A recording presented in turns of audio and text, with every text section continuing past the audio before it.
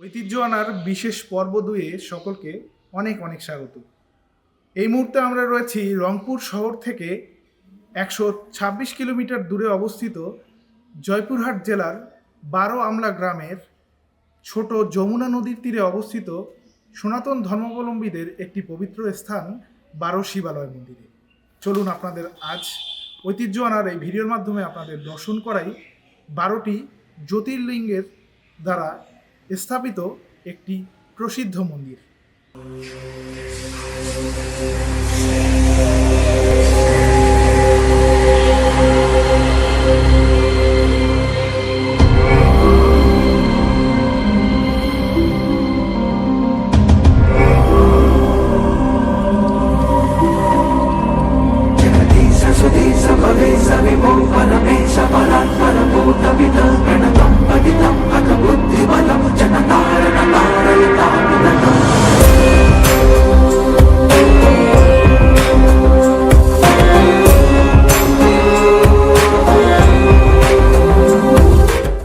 মন্দিরের স্থাপত্যশৈলী দেখে ধারণা করা হয় এই মন্দির মূলত সেন রাজাদের আমলে নির্মিত।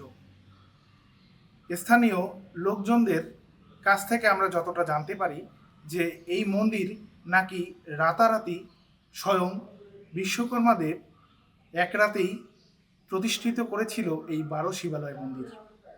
এই মন্দিরের তাৎপর্য ঠিক কতটুকু তা এই লোককথার মাধ্যমেই প্রকাশ পায়।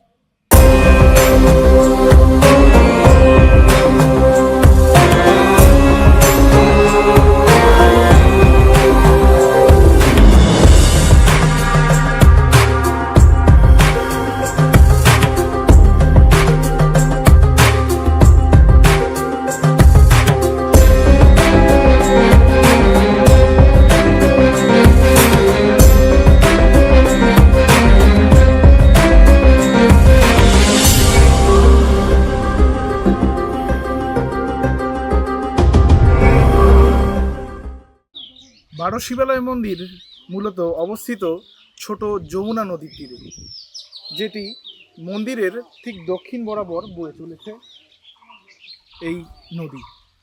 এই নদী মূলত মিলিত হয়েছে ভারতের গঙ্গার সাথে, তাই এই নদীর জলকে অনেকটা পবিত্র মানা হয় এই স্থানে।